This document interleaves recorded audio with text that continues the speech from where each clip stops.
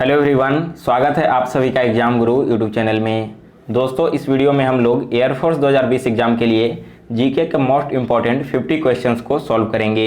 ये सारे question selected हैं और आपके एग्जाम के पॉइंट ऑफ व्यू से बहुत इंपॉर्टेंट है। वीडियो के लास्ट में मैं आपसे क्वेश्चन पूछूंगा जिसका आंसर आपको कमेंट सेक्शन में देना है। सो वीडियो को लास्ट तक देखिए और अगर आपको इसका पीडीएफ चाहिए तो पीडीएफ आप हमारे टेलीग्राम ग्रुप से डाउनलोड कर लेना। चलिए आज का वीडियो स्टार्ट करते हैं। तो पहला प्रश्न है दोस्तों, निम्न में से कौन सा युग्म सुमेलित नहीं है। यहाँ पर दोस्तों भारत के नए नोट दिए गए हैं और सामने में इसके पीछे अंकित चित्र दिए गए हैं। तो आपको बताना है कि कौन सा युग्म यहाँ पर गलत दिया गया है। तो देखिए, सबसे पहले 50 के नोट के पीछे हम्पी का चित्र बना होता है, बिल्कुल करेक्ट है। 200 का जो नोट होता है उसके पीछे सांची स्तूप बना हुआ है, यह भी बिल्कुल करेक्ट है। और 500 के नोट के पीछे लाल किला बना हुआ है, यह स्टेटमेंट भी बिल्कुल सही है। लेकिन जो 2000 के नए नोट हैं दोस्तों, इसके पीछे चंद्रयान नहीं, 2000 नोट के पीछे मंगलयान का चित्र होता है। सो ऑप्शन ए इस क्वेश्चन का करेक्ट आंसर है। और आप हमें कमेंट करके बताइएगा कि 2000 नोट पर किसका हस्ताक्षर किया हुआ होता है।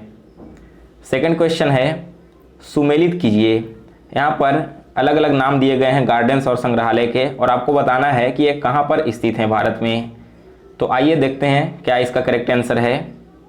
सबसे पहले है वृंदावन गार्डन्स, यह स्थित है दोस्तों मैसूर में। सो फर्स्ट का ऑप्शन ए होगा। इसके बाद है ब्लैक पैगोडा, ब्लैक पैगोडा वह स्थित है कोणार्क में, तो डी ऑप्शन इसका होगा। इसके बाद है सलारगंज संग्रहालय, यह म्यूजियम स्थित है दोस्तों हैदराबाद में और अरविंद आश्रम है पौंडीचेरी में।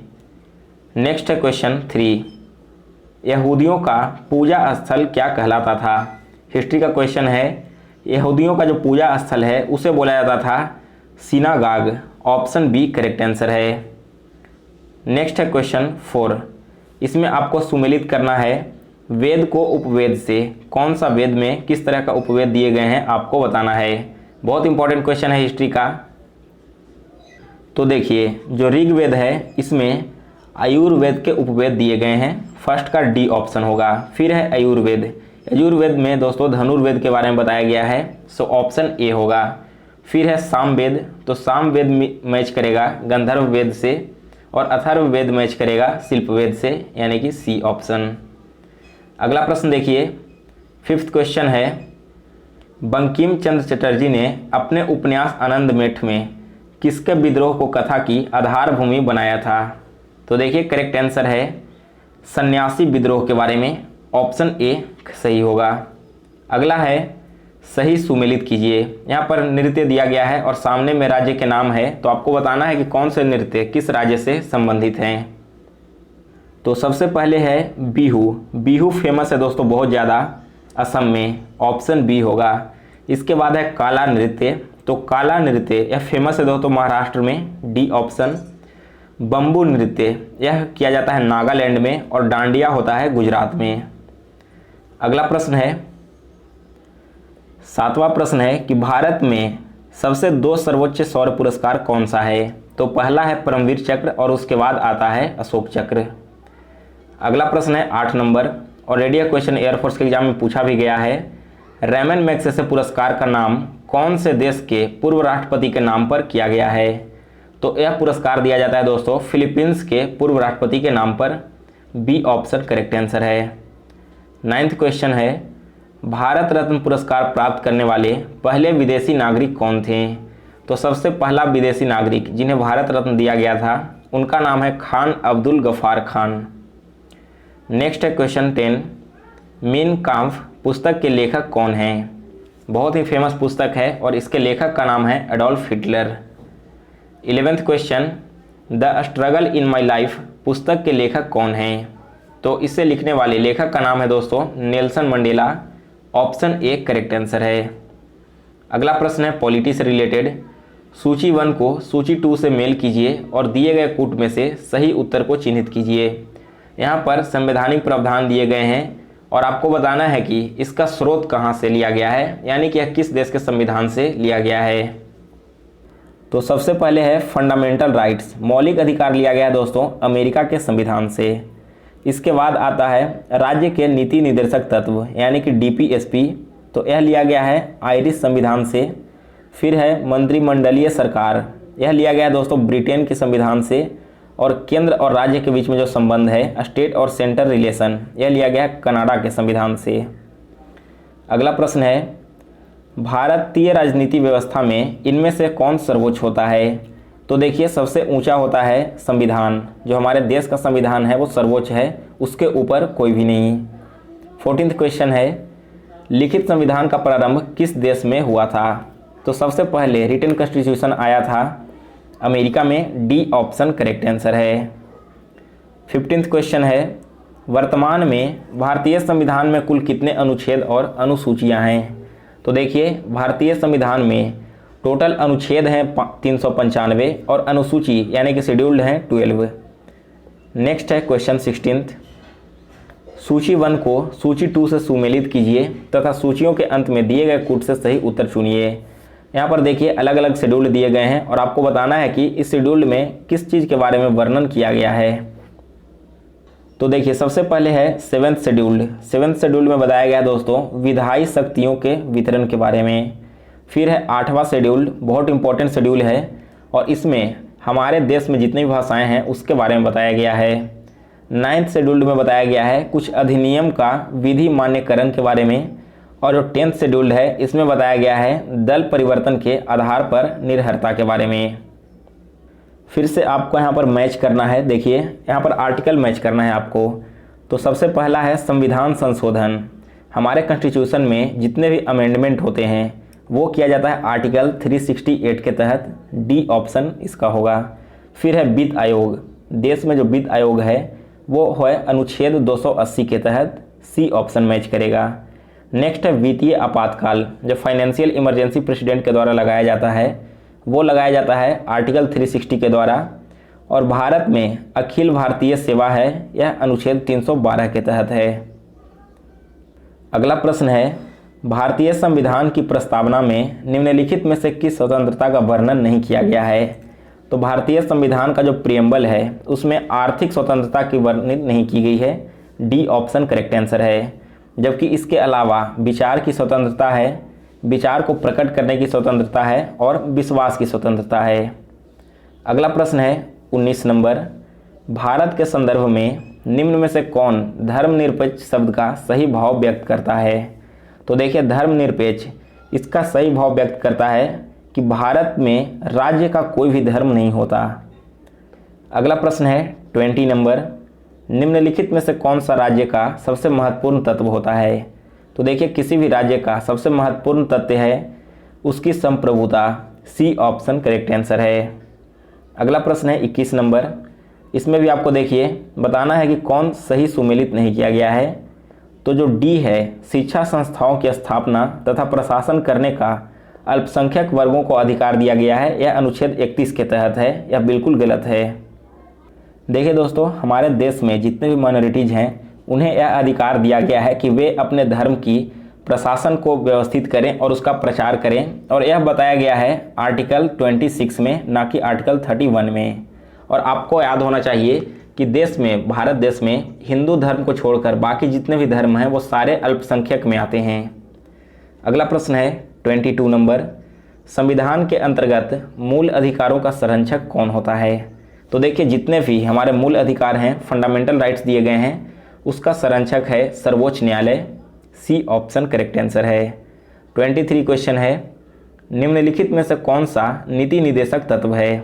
देखिए नीति निर्देशक तत्व यह है दोस्तों समान नागरिक संहिता, ऑप्शन ए करेक्ट आंसर है।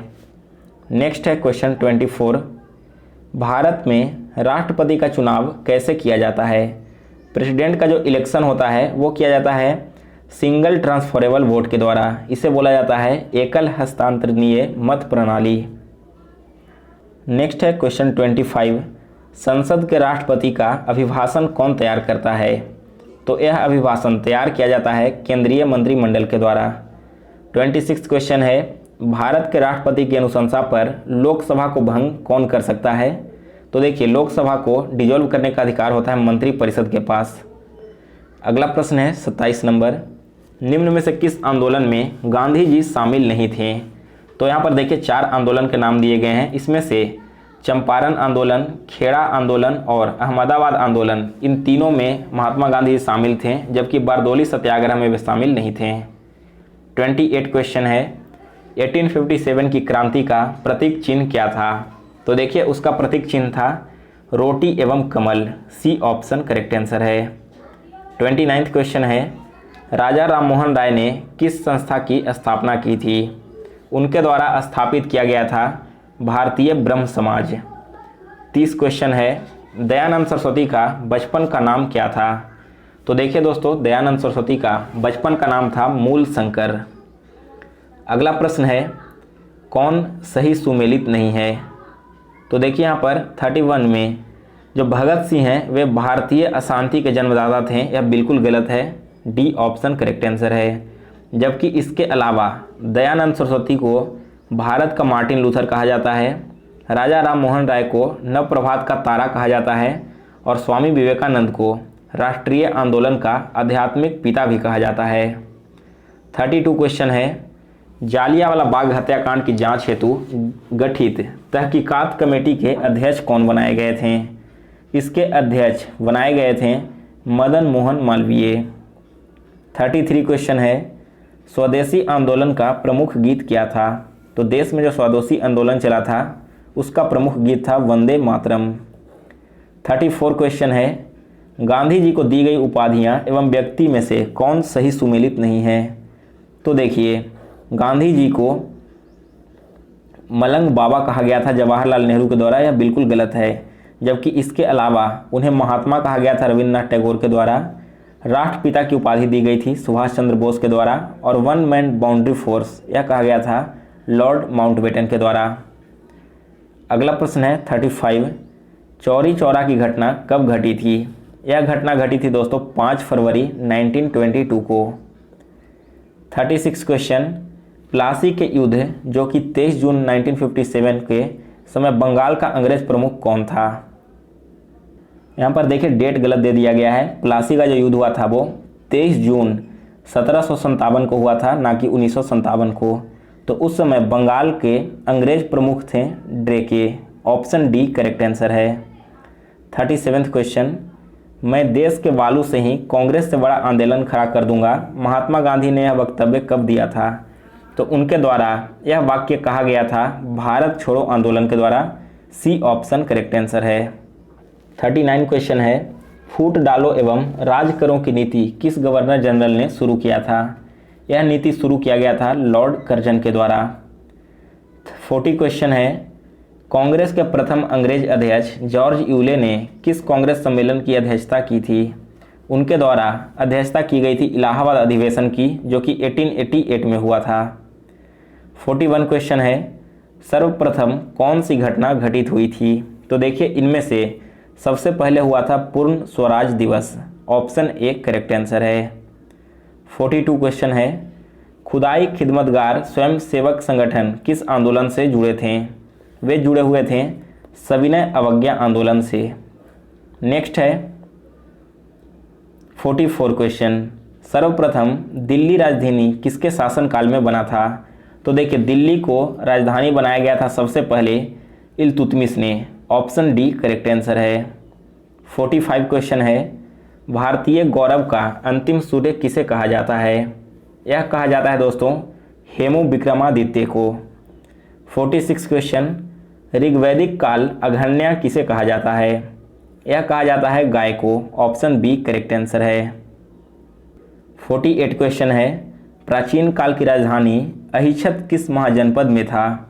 तो देखिए यह स्थित है दोस्तों उत्तरी पांचाल में, ऑप्शन डी करेक्ट आंसर है। नेक्स्ट है क्वेश्चन 49, समस्त प्रजा मेरी संतान है, यह वक्तव्य अशोक के किस शिलालेख से संबंधित है? तो यह संबंधित है उसके प्रथम शिलालेख से, ऑप्शन ए करेक्ट आंसर है। इसके अलावा दोस्तों आपको थंबनेल में एक प्रश्न दिखा होगा कि भारतीय वायुसेना के चीफ की नियुक्ति कौन करता है? तो आप लोग याद रखिए इंडियन एयरफोर्स के जो चीफ होते हैं उनका अपॉइंटमेंट किया जाता है हमारे देश के राष्ट्रपति के द्वारा। और लास्ट प्रश्न जिसका आंसर आपको कमेंट सेक्शन में देना है, एशिया की सर्वाधिक लंबी नदी कौन सी है? तो देखिए आपको बताना है यहाँ पर कि एशिया की जो सबसे लंबी नदी है वो कौन है। आपको हिंट के लिए बता दूं कि यह सिंधु और मेकांग नदी नहीं होगा। ऑप्शन सी या डी करेक्ट आंसर है। तो आप हमें कमेंट सेक्शन में ज़रूर बताइए। और अगर आपको यह वीडियो पसंद आया हो तो इसे लाइक और शेयर कीजिए। जो लोग इस चैनल पर नए हैं वे लोग इस चैनल को सब्सक्राइब करके बेल नोटिफिकेशन को ऑन कर लें।